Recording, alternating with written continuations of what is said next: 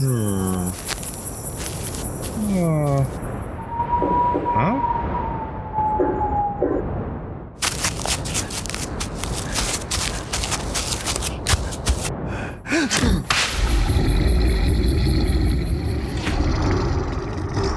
You're listening to Cryptid Clues, featuring your hosts, Taylor Field and Reuben Olson.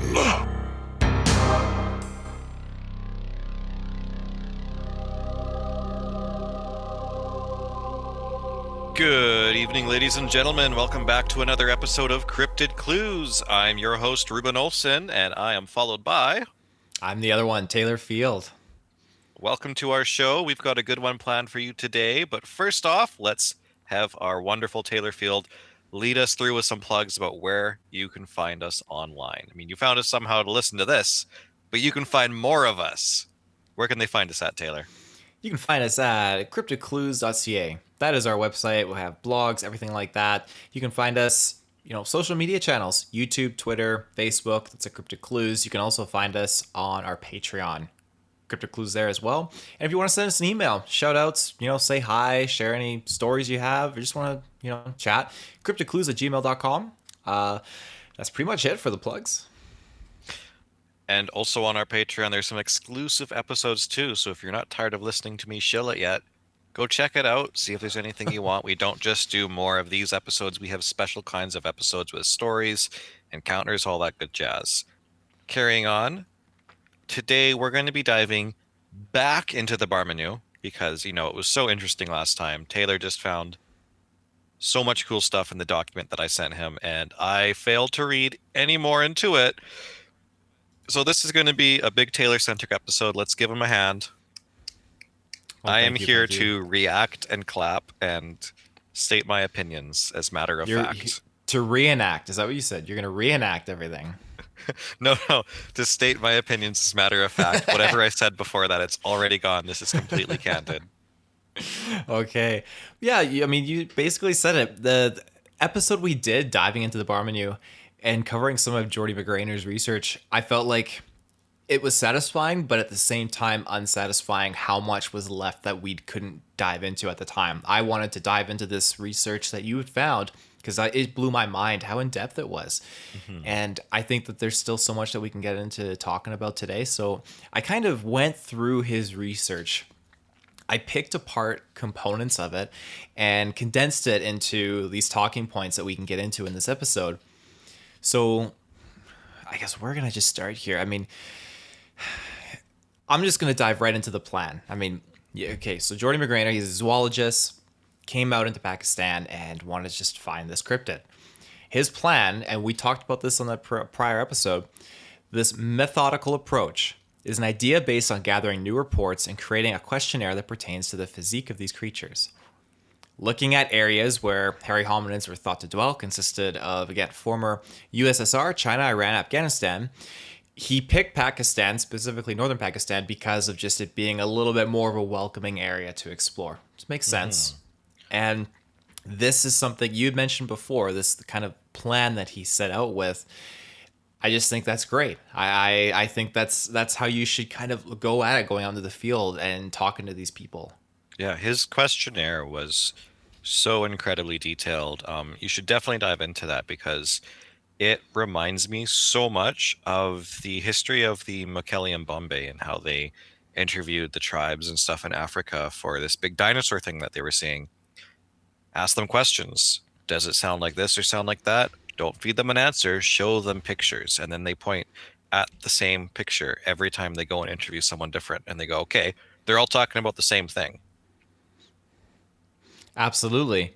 The imagery that is supplied in this, it's fascinating. Again, he doesn't have a solid actual photo of a Bigfoot, but he's got sketches, and he's got sketches of, we talked about this, of apes and other similar looking animals and that sort of stuff.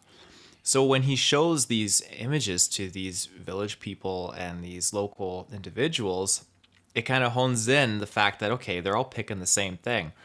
And that same thing, what was the name of that one Pongoid creature. Man? Thank you. Yeah. So he was using that as like a reference. Again, it's not anything that you can use as, it's not concrete, but it's a foundation for something that you can build off of, especially when you compile so many of these sightings. Absolutely. And this exploration now is set up into two phases.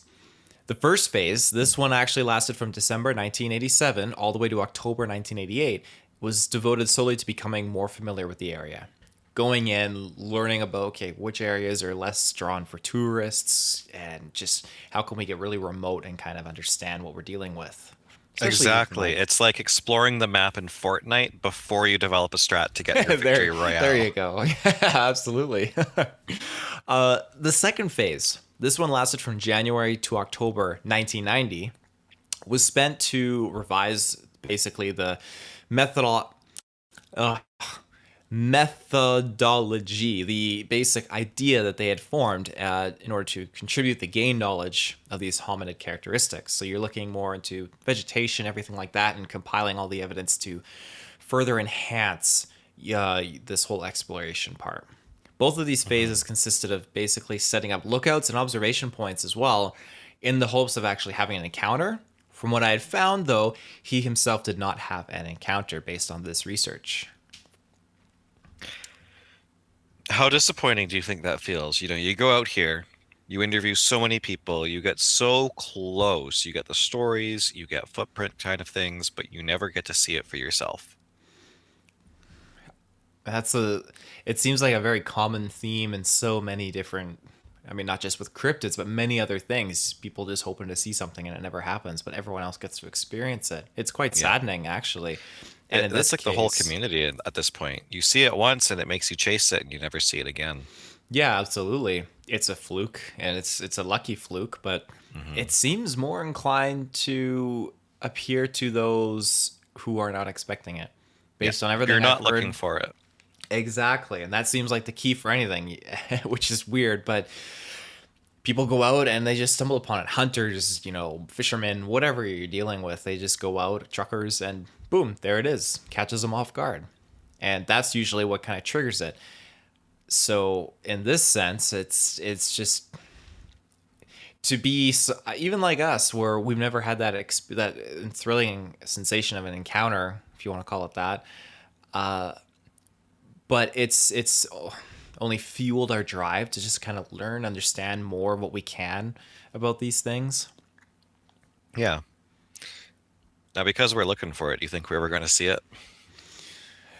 Oh gosh, that's the question that ask me that again in like 30 years, and then I can. By answer then we'll know if truthfully. we've seen it or not. Yeah, so in 30 exactly. years, we're I'll going have to a be good like answer. interviewing each other on our eyewitness encounters, or just being straight up disappointed, or Bigfoot and Sasquatch things will be discovered and they'll be working behind the counters and like, wow, it sounds terrible if I say they're just like working like odd retail jobs, but maybe they're just like us. They just want to integrate, bring them into society. Bring them into society. Yeah, I can be their Han Solo. They'll be my Chewbacca. Oh, integrate like that? Okay, that's not the route I was thinking. You triggered a memory in my mind of when I was looking into different species of humans that used to exist on the Earth, because there's so many of them, and how certain actual Homo sapien DNA is actually intermingled with other human DNA, like Neanderthal and that kind of stuff. So I thought when you said intermingle, that's what you were referring to. Maybe that's what triggers that not really disease, but that mutation where you get hair all over your body. I'm dealing with right now on my facial hair, on my chin here, my cheeks, like it's just growing. You got it way more prominent than I do. For our listeners out there, Taylor just has some baby stubble compared to me right now. It is like hardly even peach fuzz qualification. Meanwhile, I just look like a bum. Like my beard hair is unkept. It is frilly. It is everywhere. You got Viking. It's not great. You got Viking hair going on there. Yeah, a little bit. But anyways, so landscape. The settling of humankind basically in these mountain areas goes back far. However, the inhospitality of the environment and the geography actually prevented the population from rising too high. This whole district of Chitral, interesting word, has a population of about 160,000 people. Which isn't, I mean, that's a lot. It's fairly larger than some of the more prominent cities in British Columbia, I'd say. It But is. Like when I was living out in Alberta there, one of the nearby towns had a population of 500. And it had stores, it had places to work, it had gas stations, all the good stuff. You could get by just living there. yes. So 160,000 you said? 160,000. And mind you, that's not in a concentrated area like you would see a larger city like a New York City or something like that. Like we have to think of a district. Like this is a large area of, the country. And when you spread 160,000 people out roughly over that entire district, you can have a lot more thinned out areas and demographics of people, especially when you get to these areas that they were trying to become familiar with that are more remote to tourists and more remote Yeah. for villagers. That's so sad. Thinking back to our previous episode, our last report there with the missing kid, there's just so much child fatality out there. Like they don't, or mortality. I guess it's kind of similar, but the mortality rates for children are so high in that area. There's 160,000 in the population, but the police, too many kids are going, so they don't bother to look. Not only that, but the individuals that have to endure this don't even bother reporting it sometimes. Oh, it's just a spirit, or oh, it's just something else. Like the police station is so far away, like that dismissal of this incident seems to be widely unreported. I couldn't even fathom how many more accounts are probably we're not even made aware of, basically, out there, because there's probably a prominent number. Exactly. Speaking of being made aware of things, it's time for an ad break. Welcome back, everybody. Ad break over unless you subscribe to our Patreon, at which point you just got some awkward silence. So, this overall area, now, it includes extensive mountain ranges, again, inhospitable and difficult to access. There is a very low density of human occupation in those areas. Most of this district is actually uninhabited, with the exception, again, of shepherds roaming through those more remote areas. And that's something that goes hand in hand with that previous episode. We're talking about those encounters where shepherds were generally the ones, the older, 50 range out there, and they bump into these things left, right, and center. Inhabited by Sasquatch. So, starting in December and running all the way through to March, the area is actually covered in snow, which I thought that was very, very interesting. Again, we're December through March? December all the way through to March, yeah. So we're dealing with an area that's, again, right at the base of the Himalayas. We're dealing with the territories here, the Barmanu and the Yeti. Could be the same thing for all I know. The district, however, is actually inaccessible by road for 6 months of the year, with the passes actually being closed. I thought that was very interesting as well. Further adds to the whole foundation of this area being so remote, and humans can't stay in most of these places, or let alone get to them. And 6 months. that's, from what we know, that's where Bigfoot and Yeti and Sasquatch and all those wonderful things, that's where they like to live. Well, that's just it. Intelligent life, what's a good example? If you're a criminal, I'm not saying Bigfoot's a criminal, but I'm just using this as an example. That's terrible. I know. I'm just using this as an example. If you're a criminal and you want to stay away from the cops, you will learn, where they're driving around, learn their routes and stuff like that, and just kind of operate outside of their spectrum. Yeah, if you're an intelligent, human-like primate, and people are going to shoot at you, want to capture you or whatever, you're going to hide from them. And what better place to hide than places where humans are not? Exactly. What's the word? Equilibrium. Equalization. Equalization. Equator. No, that's not it. Equator. My perspective on that dynamic of the cop and the Bigfoot. Maybe that's horribly wrong. Actually, that's very. Can that wrong. be a movie? Ooh, the cop and the Bigfoot. It can be a movie. The Cop and the Bigfoot. That's the title. Trademark. Cryptid Clues. Starring There we Taylor go. Field and Reuben Olsen. I'll use this as much a more appropriate dynamic. It's prey and predators. You kind of just touched upon that lightly there, just where they're going to hide away from people shooting at them. So you have deer that might know and suspect, hey, there are cougars out there or bears out there. Like, I need to keep my distance, and I need to know, okay, at this time of day, they'll probably be here at this time of year. And I'm sure when you're dealing with 12 months in a year, 6 months that these roads are closed for with inaccessibility to humankind, these things are probably prancing around like no tomorrow out there, thinking like, hey, it's perfect season right now, no humans around, like, let's go to town. But I mean, no one's going to know. No one's going to be able to get up there to see. I mean, they're not really going to come to town, but yeah, they're going to go to town out in the woods. Exactly. Well, and that's just like there's very few reports where people see like a family of squatch or they see them playing with their young ones or something like that, but they do exist. And those are always like reports where somebody's way up in like a tree stand. They're in like a blind. They're out hunting, so they're hidden. They are downwind or upwind or whatever you want to say. Yeah, upwind. They're not noticeable, right? The Sasquatch don't know there's people around. They have no idea. Of course. That's when you get those really intricate reports where you get to witness their normal behavior. Because everything that we see is their around people behavior. It's you don't want to call it like two-faced kind of point of view, but humans in general, they act differently out in public than they do at home. And it's the same thing here. You know, Well, you're think comfortable of in the your environment. think of the swamp ape footage. The guy successfully snuck up on one. It's out there picking at a tree, throwing some barks and logs into the river or the swamp. And when he finally makes enough crunching sounds, the Bigfoot just stands up and he books it. So Yeah. it was like a little peep window into the hidden life of a Bigfoot. Yeah.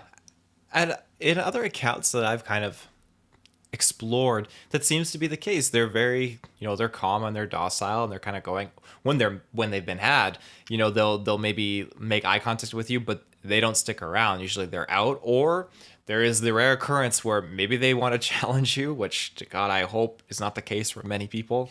That would be terrifying. Comes up to you and he's like, "You want a thumb wrestle? Thumb wrestle, or he wants I'm gonna to challenge you." Yeah, there you go. Or wants to duel you, whip out the Yu-Gi-Oh deck and just go right to the shower room. Exodia on the first turn, every turn. Yeah, there you go. It's interesting you mentioned, seeing like family groups and stuff, because my next topic here is actually diving into the sightings. Throughout Jordi's research here, there was 27 eyewitness reports. Jordi Magraner actually gathered a total of 31 incidents. This features a variety of 17 males, 2 females, 1 juvenile male, and in regards to tracks, 6 adults and 1 young. And specifically in the year 1987, it had the most sightings, which came to a total of 9 witness reports. So, again, I love the diversity here. You have a juvenile male, you have, again, 2 females, a bunch of males. It makes sense that you would probably see more males kind of out and about because they're probably just exploring or salvaging or hunting foraging, or something. Yeah. Or hunting, absolutely. The fact that you'd see a juvenile male, that's interesting. I mean, seeing any young, I would envision to be exceedingly rare, because that's something you're dealing with that's going to be extremely well protected. Just like any other species on the planet is going to guard their young. Like a juvenile male Bigfoot, like a little kid, or like an adolescent? I think a juvenile would fall into the category of not like a little kid, but probably more along the lines of just a younger, like a young adult, but is still able to go out on its own. Maybe it was out there to learn. Everything Yeah, in the probably. Himalayas is our kingdom. For that town down there, you must never go there. Absolutely. 110%. My next topic is the appearance. Was there anything else you wanted to add to like the sightings and the different like No. You're good. Carry types? on. Okay. The appearance. This is where it got really interesting. Jordi Magraner, all this information he composed, he even was able to dive into like the fingernails, the description and stuff like that. It was crazy interesting. So, human-like, obviously, a bipedal body, very stocky, massive with broad shoulders. As witnessed, its hairiness extends over its whole body while the face is nearly hairless. For the males, the average height that they were able to kind of pinpoint was around 1.75 meters, which is about 69 inches. The tallest being 1.85 meters, which is about 73 inches. For the females, it was around 1.70 meters, which is 67 inches. And that is only based on the 2 female sightings that they had actually were able to account for. So, again, these numbers are only estimates based on what the eyewitnesses had seen. The skin is often described as brownish, whether it be a result of tan from the sun or merely dirty. That remains to be seen. The hairiness, though, again, lacking in the face area overall. Not very bushy eyebrows, but long eyelashes. Some of the males are actually reported to be very hairy from the lower jaw down their neck. So kind of like a very prominent beard almost. Eyelashes, though, that's interesting. Can you imagine a Bigfoot fluttering its eyes at you? I don't want to imagine that. You sneak I'd up be on terrified. Patty and then she winks at you? No. She can wink at the other Bigfoot in the bush, not me. What's that? Is So- that a rock clock? No, that's a Bigfoot wink. They blink loud. They blink loud. The hair that was kind of pulled down from their beard, it merged into the rest of their descending body hair. So again, among the females, this feature was lacking as the females are noticeably less hairy, and they had obviously the physical attributes over their chest. And yeah. Head hair, however, is very prominent on all these individuals, varying in length. Ears were covered in hair mostly. The upper part of the hands and feet were covered with hair, including the fingers and toes. The hairless parts consisted of the palms, the soles, and even their knees, which makes sense. And the knees thing I find very interesting because when you're dealing with information, someone who sees a Bigfoot might just say, hey, it was covered in hair, that's it. But to get such a minute detail of the knees being hairless, it's like you wear a pair of jeans and you're always like bending down your knees, grabbing things. It's going to wear away. So it makes sense why there's a lack of hair there. If these things are crouching down on their knees and foraging, like that footage you showed me of the guy, he got close enough to see this thing kind of reaching, grabbing things, right? It's kneeling down until it stands up. Something is obviously... or these things are obviously like breaking apart bark and looking for maybe like grubs, that sort of stuff. Yeah. So let's see what we got here. The overall density, however, of the hair, fairly low, whereas the skin is still visible through the hair. 60% of the cited cryptids actually had dark hair, which was classified into the black, reddish black, dark brown kind of category. And the other 40% that were seen had a lighter color, which is around like a clear beige, a reddish, and a reddish brown or gray. So again, you're getting a very good chunk of diverse physical characteristics, I guess you could say, in these witness accounts. And when you're looking at a Yeti, I mean, I think we've yet to do an episode on the Yeti, have we? So when you're dealing with something like that, it's usually just, hey, it's the big abominable snowman, white hair, everything like that. These don't necessarily sound like a Yeti. But what do I know? Could be one and the same. Yeah, I mean, there's the one report where they describe an older one with some white in its chest, right? Yeah. But let's go back to the knees for a second here, because I find that quite interesting. So, correct me if I misheard you, but did most of these witness reports state that there was hairless knees, or was it just like 1 or 2 reports that said, oh, this one had hairless knees? That didn't come... if it did come from the reports, it wasn't in the reports I had seen in this research. That was... a note that Jordi Magraner had put into his research when he was talking about the hairless parts that were described on these things. Right. Because So if you think to like the Patterson Gimlin footage, you can't really see the knees. But then Independence Day footage and some other Sasquatch footage, it looks like they have hair on their knees. So I wonder if maybe it was just a couple of individuals happen to have no hair on their knees because they're bending over more in the area or whatever they're doing. But I feel like that might not be a common trait amongst all of them.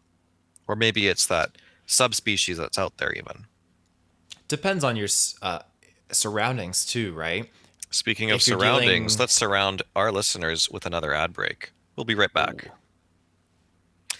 Welcome back. if you are a Patreon member, you are surrounded by awkward silence. And maybe that'll be the last time I shill it, but we'll find out. Carry on, You're Taylor. shilling. You're shilling it. You're shilling it. The surrounding portion. So when you're dealing with environments like North America, for example, we live in a very damp kind of climate. When you're out in the bush, like there's a lot of the ground is soft. You can bend down, and chances are your knees are probably going to get like a little bit wet. They're not really going to get kind of mucked about and torn up. Judging by the climate and the weather and the type of geography you're dealing with in Pakistan, the northern part of that district, there were elements that reminded me very much of British Columbia. Mm-hmm. So you made a note of that last time. Yeah, it's hard to say. But if you're dealing with very rocky areas and rocky regions of that district, then maybe that would kind of account for it. But that's a very peculiar aspect to these things. Mm-hmm. Hairless knees. But moving forward, however, body proportions, incredibly powerful. Muscular backs, broad shoulders, muscular arms, longer than humans, mind you. The forearms are shorter than their upper arms, which again, that goes hand in hand with the kind of thing that we've seen, like the patty footage, right? And many other representations, just those long arms, but the smaller or the shorter, forearm situation. What else do I got here? Hands are very large, which makes sense. The palms itself are very wide. Upper arms, right? Long upper arms. Yeah. So exactly what you're touching there, that longer part there, and then this part is the shorter part. For our listeners, Taylor and I are on video right now, so I'm just touching my biceps and showing him my guns. Yeah. But I want to bring that up as an interesting point. If you're going to wear a costume, the only thing you can feasibly do as a human being to give your costume longer arms is to lengthen the forearm. You can get forearm extensions in the costume. You could have those little robo hands with the claspy glove mitts. You could put those in there. You can make that part longer. Of course, then you're not going to have articulated fingers without some kind of machinery or like that extendable claw. However, you cannot lengthen the upper arm. As soon as you do that, you severely limit your mobility because A, you're not sticking your human arm through there and bending an elbow. If you want to bend the elbow on your costume, it needs to line up with your actual elbow. Otherwise, you don't have your arm in there or you're going to break your arm. That's a great point, and it's worth noting, you can create a device or apparatus to allow such things. But who's doing that back in the 80s in North Pakistan? Right? Oh, that's exactly it. And when people look at Sasquatch sightings and they just dismiss it as a hoax completely, the only things that could explain the hoax would be that somebody hoaxed it. Somebody would have had to make a costume. If it's just one eyewitness, then it could be that that person's a liar. You really just have a couple of different options there. So when you have multiple eyewitnesses that swear by this thing, it's not strange for them to just be talking about it. Who's going to make a costume? How does that costume work? Then we delve into the whole Patterson-Gimlin film argument. Was it a costume? Did somebody come forward or not? 3 different people came forward and claimed to be the one in the costume, and every single time it's been quote-unquote debunked, it can be rebunked because that costume does not work with a person in it, nor with the budget or technology at the time. I mean, it was very difficult to do, but avoiding that sticky topic there, putting that argument in Pakistan, it doesn't work. There has to be something there. Why would you do it on Sherpas? What are you hoping to gain that Sherpas that have no access to much internet technology, that being said, like out in remote areas of this district, what do you have to gain to pull that kind of prank? You mentioned the patty footage. Now, the big difference between that is we got video footage that we could look at. So you could say and make the claim, hey, they put a guy in a suit and they tried spoofing it being a fake, a hoax. Sure, they had the camera, they could have set it up, why not? But then you have Pakistan where these accounts are coming out.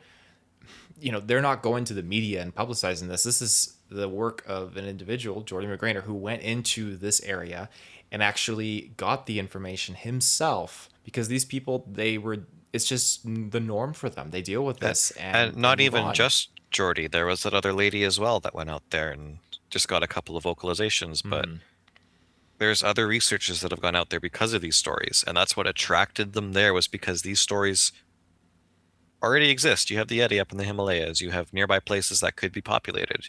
You go there, interview people. Turns out, yeah, we see these things. Absolutely. That's. I apologize to the listeners if they hear any slurping. I'm drinking a Red Bull very casually right now. You executed that perfectly. I didn't hear a thing. That was flawless. I didn't even hear the gulp in there or anything. That was fantastic. So again, yeah, touching back onto the physique, yeah, you made some great points about the forearms. The palms, again, the hands are very large, and the palms themselves are very wide, which makes sense. Grabbing things, kind of moving or maneuvering around. The legs, however, generally shorter in comparison to its body. The feet, very short and broad, especially near the front, being more prominent among the younger ones. Again, that's not an attribute I was expecting, just kind of how the feet being kind of shorter, because when you think Bigfoot, it's like, hey, big feet, but relatively large still. So there you go. It's only large because of the size of the creature. Mm-hmm. Exactly. The heads, they're large and longer in the back to front direction, which is also visible in the juvenile ones. Additionally, the heads are sunken in between the shoulders. The eyebrows are incredibly pronounced, almost like a visor over the eyes. Now, I don't mean like the actual like eyebrows. We said they're not really bushy, but like the brow. The brow ridge. Yeah, exactly. Like a caveman type deal, Exactly, yeah. So again, yeah, almost like a visor over the eyes with a narrow forehead. Cheekbones are prominent and extrude out to the sides. I guess that kind of, from other things that I've heard, it would kind of go hand in hand with like really wide, like mouth jaw kind of ratio. And sometimes like people talk about how they give those like big smiles almost, which again, you see in apes. That's so creepy too. Oh, I hate that thought. Exactly. Can you imagine? I want you, Taylor, and I guess the viewers to an extent, just put yourself in the shoes of somebody walking at night. Maybe you're up on a hiking trail. It's getting dark, a little bit eerie, quiet. You don't hear the crickets anymore. You just hear a rustle by a tree, and you look up and you just see flat, broad, smiling teeth on a humanoid face attached to a gigantic hairy being. You take it as being sinister. You really do. I mean, especially when it's like when you see someone else that you don't know laughing at you, you can kind of feel intimidated a little bit, and the teeth are showing. When you see apes, it's a sign of like defense. Like you've seen like chimpanzees that are, you see videos of like snakes being thrown in their pen and they're like freaking out. They're showing their teeth and everything. It's a type of stance. If I saw that on something hanging from a tree and it's twice my size, 3 times my size, I'd like to think I would stand my ground and turn back and run. The chimpanzees stand their ground, definitely. They take that snake and they whip it by the tail around like a lasso. Exactly. I don't want to be the snake. Footage, that's amazing when they whip the raccoon out like a helicopter. I don't want to be the raccoon. I don't want to be the snake. I want to be in my car driving home. So it's just terrifying to actually ponder that. Why? What would you do if you're in that situation? You're walking down the path and you see those, just a whole grin row of teeth just shining, and it's a big hairy thing 3 times I your would size. hope it's a female.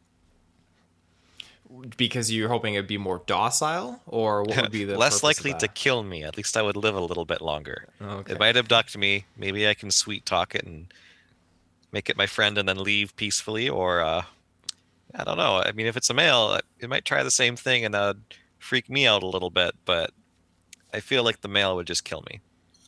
Well, that's the thing. Yeah, I mean, one of the accounts we talked about in that last episode, it consisted of a female abducting a child, right?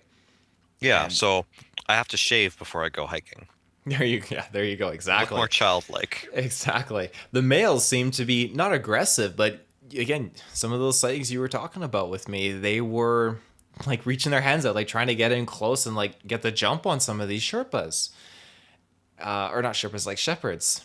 Yeah, Which what do you think he wanted to take? That one encounter where they're literally beating each other around the bush. Kept reaching out, grabbing at the guy. Did it want his stick? Did it want his goats? yeah, I Did it don't want his know. clothes? No idea. There was a case of that woman even that it reached out and tried to grab her, but the guy swatted it away, right?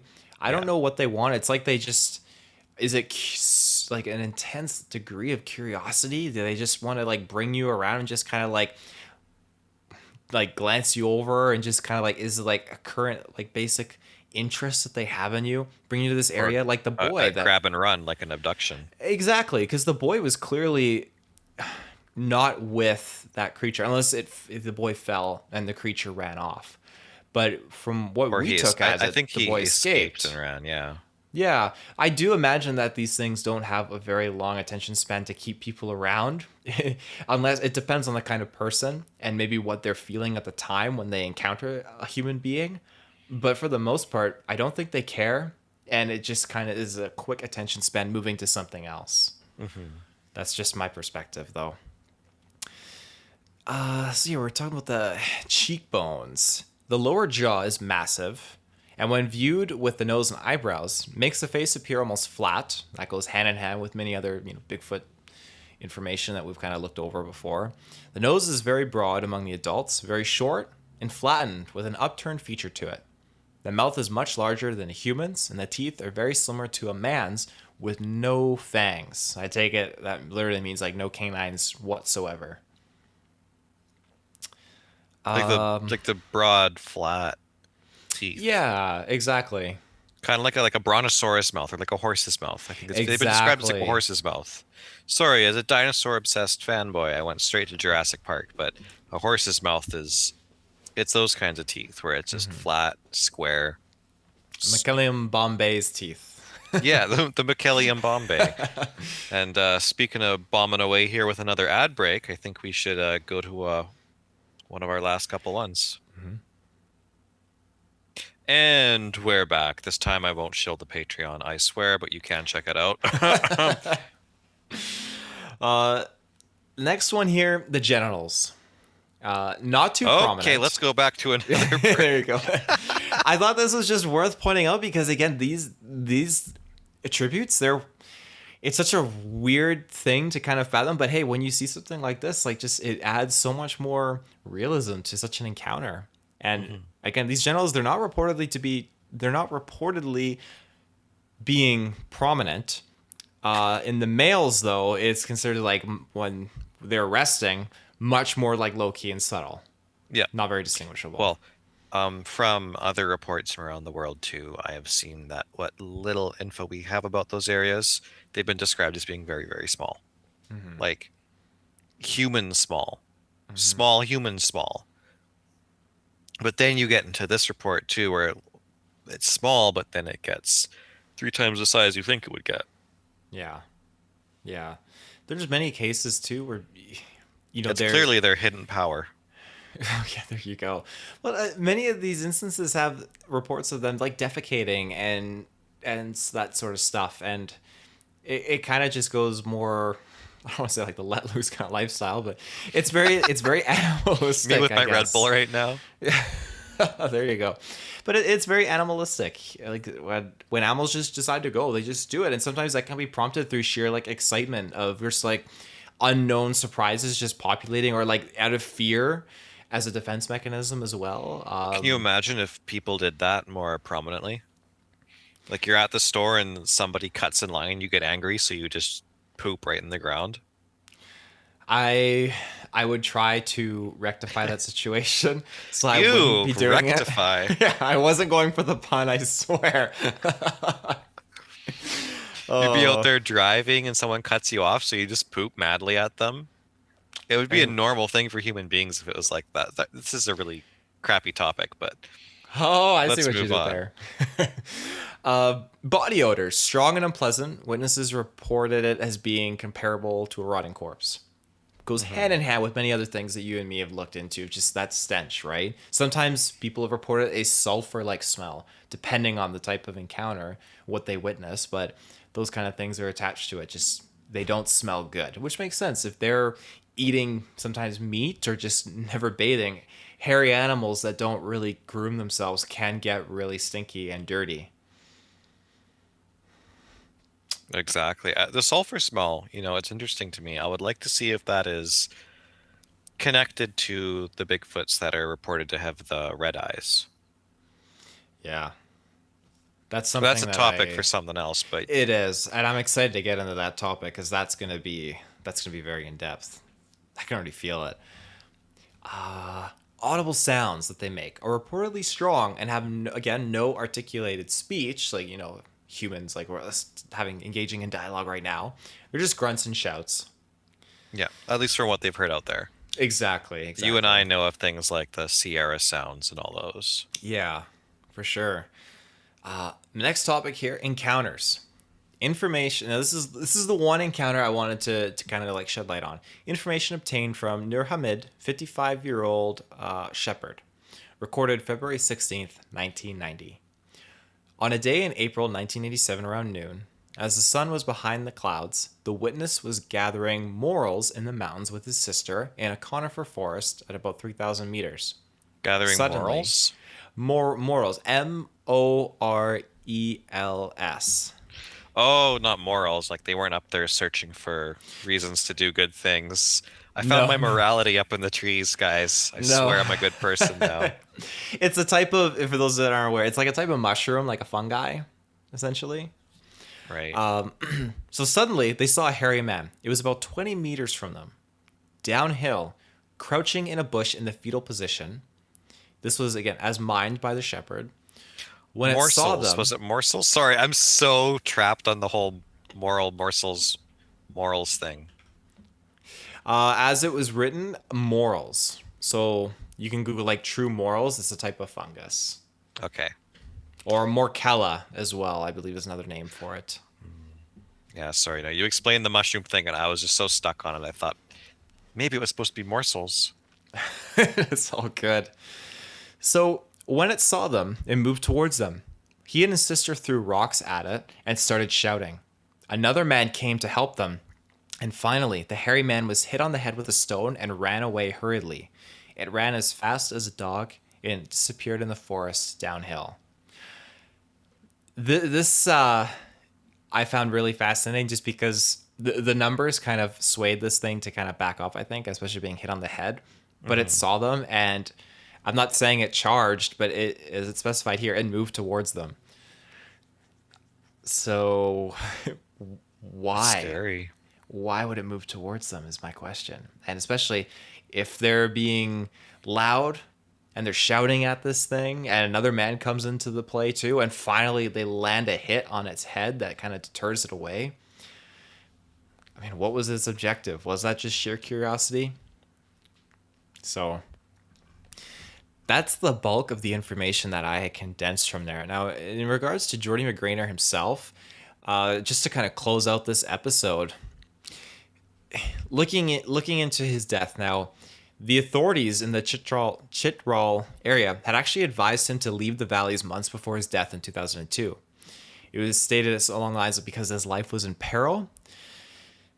Some people were actually curious if his exploration into the Barmanu was actually a front for something like espionage or something like that. And I feel like there's many ways to spin something like this. And I didn't want to dive too deep into it because at its core, I think it's just, you need to remember, hey, this research is presented here and found, and that's what I wanted to really focus on. But I thought it was interesting to kind of highlight this too, because again, his murder is unclear. He was stabbed.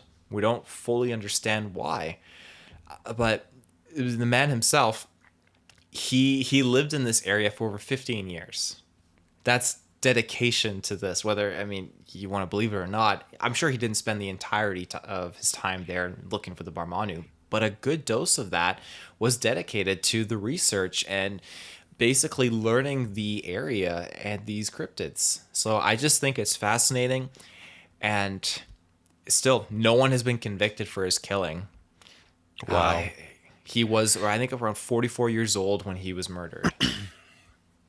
I mean, I don't think it was espionage or anything like that. He released those reports. He has this document that we've read now. He was doing real research out there, and somewhere along the way, someone either wanted to stop him, there was a misunderstanding, or it was just a random event. Yeah. That's so sad. It is sad, because who knows what would have came from it if he pursued it for another few years. Because I mean, again, like this research is great. He could have found something even. He could have. I mean, I feel like he definitely did find something, but maybe he could have witnessed something, which would have been even more powerful. I think it's worth noting this research that Reuben had found. I posted it on our blog. The blog is live on our website, actually, so it'll kind of go hand in hand with this episode that we did. But that's basically everything I have. Is there anything else you wanted to add, Reuben, before we kind of close this out? No, that was great. Thank you so much for this exploration into the document that I sent you there. Mm-hmm. I definitely read all the reports and stuff, but I'll admit I skimmed through what I thought were the boring details. I just wanted to get the information, the reports, the excitement, because as a listener myself, I want to hear the stories. I want to get right into the sightings. That's what I want to present for people to hear. And then just to appreciate the sheer amount of effort and planning that went into Jordi's research. I think that adds a lot to his credibility. Absolutely. Yeah, well said. Yeah, that's all I got. I just can't wait. We're going to be diving into, Afghanistan, giants, stuff like that in future episodes. Like we're just scratching the iceberg, I feel like, with this. Really, this is just a fantastic chunk of information to dive into, and I'm glad we got to come back and talk about this. So yeah, until next time. I mean, glad. Yeah, we're Mondays and Fridays, ladies and gentlemen. We got episodes dropping. Oh yeah, we're going up there fast too. Holy, what was the number for our last episode? Oh my gosh, you put me on the spot. Was it 25? Oh yes, you know 25. It better than I do. Episode 25. 25. I remember seeing that pop up, and I just thought, wow, 25 episodes. That is insane. Mm-hmm. I remember we got excited about the 10th episode. Yeah, and the statistics. So what do they say? Most podcasts don't make it past episode 10. Exactly. So we had to really run with it. Yeah. So the snowball is just starting, ladies and gentlemen. I'm not saying it's all downhill from here. We're rolling that ball uphill. So there'll be a certain point. Hopefully we plateau. But until next time, everybody. Taylor, do you want to add some plugs and stuff in here if they haven't left already? where to find us. CryptidClues.ca, social media, Patreon. You know what to do. All right. Bye-bye.